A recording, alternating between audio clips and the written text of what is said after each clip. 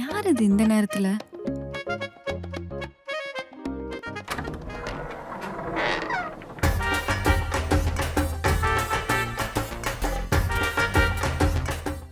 டேய் டேய் மெதுவா போடா.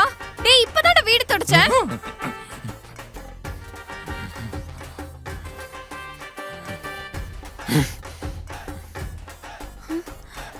டேய் என்னடா ஆச்சு? டேய் வாய் தொண்டை ஏதாவது சொல்லுடா. என்ன ஆச்சு? எல்லாம் உன்னாலதான்டி, எல்லாம் உன்னாலதான். என்னாலயா? நான் என்னடா பண்ணேன்? உனக்கு ஒண்ணும் தெரியாது, உனக்கு ஒண்ணுமே தெரியாது. உனக்கு தெரியாது, உங்க அப்பனுக்கு தெரியாது, உன் குடும்பத்துக்கே ஒண்ணும் தெரியாது. ஐயோ, அப்பனும் பொண்ணு சேர்ந்து எனக்கு மொத்தமா விலைக்கு வச்சீங்கல்ல. அடிச்சி புரியுற மாதிரி பேசு.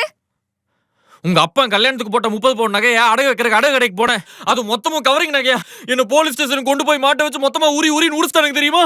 நகையா அடகு வச்சியா? யார கேட்டா வச்ச? அது ஒரு லோன் ஒண்ணுக்கு டியூ கட்ட வேண்டி இருந்துச்சு, அதுக்கு தான். லோனா? என்ன என்ன என்ன லோனு?